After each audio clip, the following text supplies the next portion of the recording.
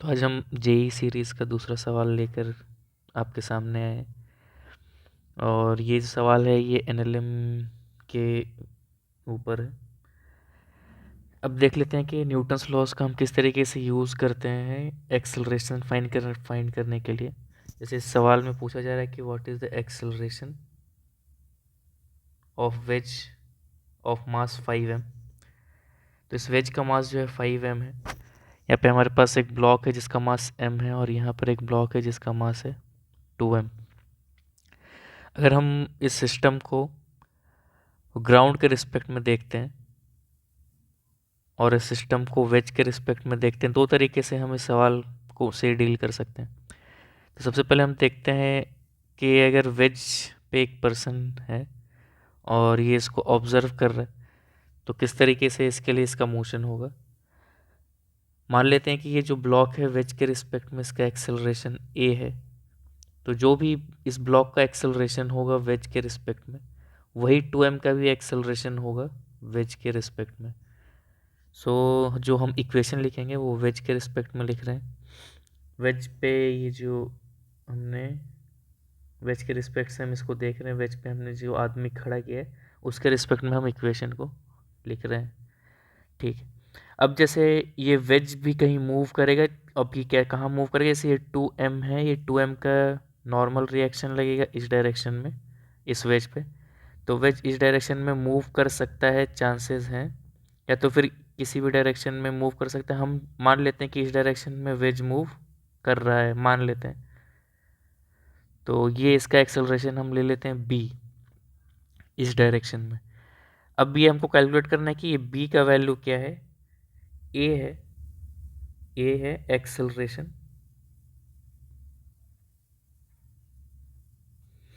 Of block with respect to veg.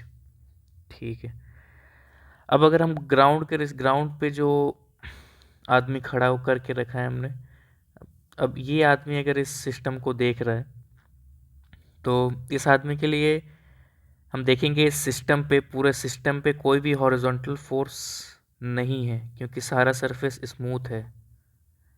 तो इस system पे कोई भी हॉरिजॉन्टल फोर्स नहीं है।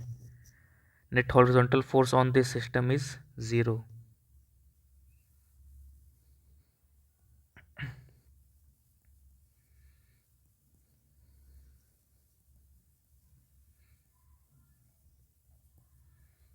Net horizontal force on this system is 0।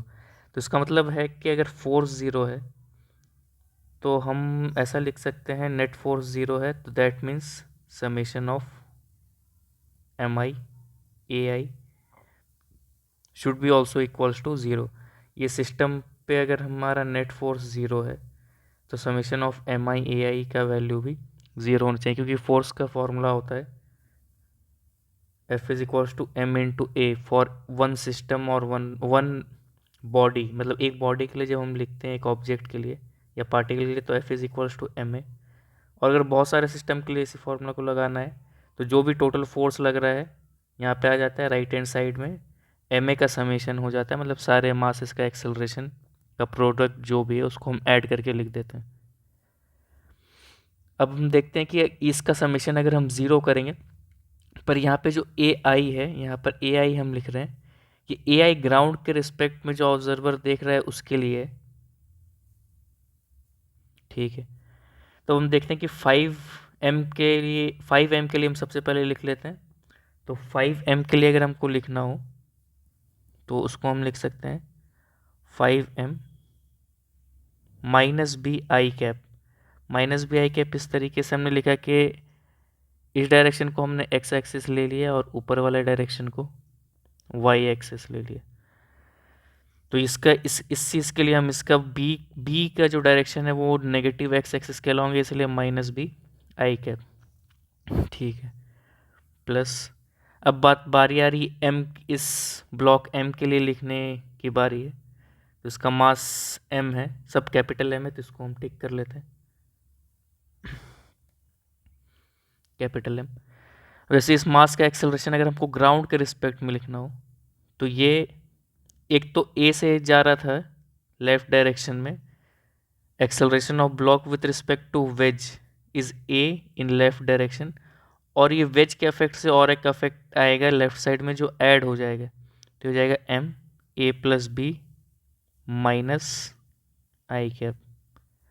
ठीक है, और अगर हमको 2m के लिए अब देखना हो कि इसका x डायरेक्शन में क्या एक्सेलरेशन हो रहा है, क्योंकि हमने हॉरिजॉन्टल के लिए नेट फोर्स 0 किया है, तो हम ये जो समेशन लिख रहे हैं ये भी x एक्सिस के लिए वैलिड होगा, हॉरिजॉन्टल डायरेक्शन के लिए वैलिड होगा। तो 2m जो है ये वेज के रिस्पेक्ट में नीचे जा रहा है a से, और वेज खुद जा रहा है इस डायरेक्शन में b से। तो अगर हमको 2m का एक्सेलरेशन अब लिखना हो with respect to ground, acceleration of 2m with respect to ground, इसको हम लिख सकते हैं इस तरीके से कि acceleration of 2m with respect to ground अगर हमको लिखना हो, तो this is acceleration of 2m with respect to wedge plus acceleration of wedge with respect to ground.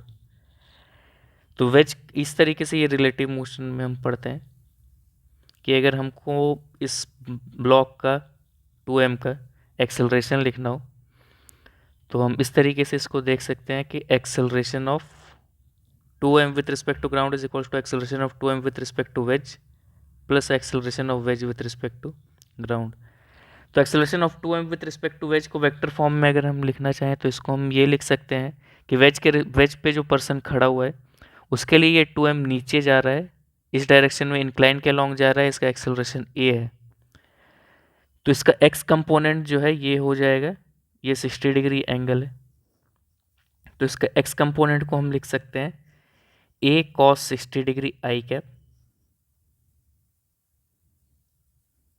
और y कंपोनेंट जो है उसको लिख सकते हैं plus a sine 60 degree minus j cap इसलिए क्योंकि y में जो इसका एक्सेलरेशन होगा वो डाउनवर्ड डायरेक्शन में होगा, इसलिए माइनस जे कैप हमने लिख दिया, प्लस एक्सेलरेशन ऑफ वेज, इसमें यहाँ पे आई कैप होगा x के लिए, तो ये ठीक है। अब यहाँ पे वेज का एक्सेलरेशन ग्राउंड के रिस्पेक्ट में हमको और ऐड करना होगा, तो वेज का एक्सेलरेशन ग्राउंड के रिस्पेक्ट में माइनस बी आई कैप, क्योंकि नेगेटिव x डायरेक्शन में। तो आई कैप के डायरेक्शन में इसमें कितना एक्सेलरेशन आ गया अगर हम कैलकुलेट करके देखना चाहते हैं, तो ये हो गया a cos 60 डिग्री, तो a/2, और यहाँ से आ गया minus b i cap.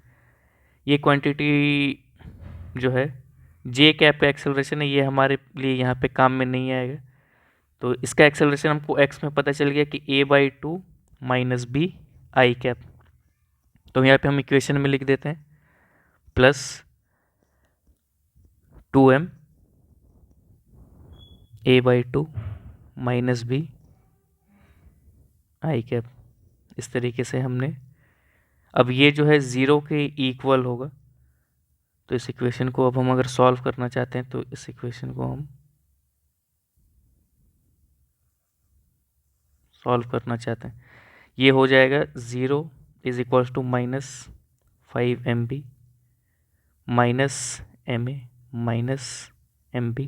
I cap को हमने कॉमन ले लिया है, तो I cap plus ma minus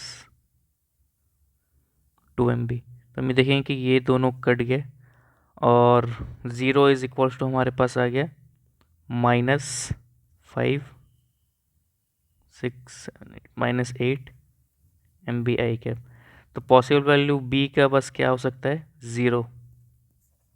इसका मतलब है कि वेज का कोई भी एक्सेलरेशन नहीं हो रहा है, इसका मतलब ये है कि वेज का कोई भी एक्सेलरेशन नहीं हो रहा है, b का वैल्यू है 0। हमसे सवाल में पूछा गया था what is the acceleration of ways of mass 5m, तो इसका आंसर हो गया 0। तो इस तरीके से हमने ये सवाल किया है दोस्तों, इसको आप एक बार अच्छे से देखिए, लिखिए, समझते हैं, और जो भी डाउट आता है तो कमेंट्स में बताइए, फिर हम डिस्कस करेंगे जब भी टाइम मिलेगा उस हिसाब से।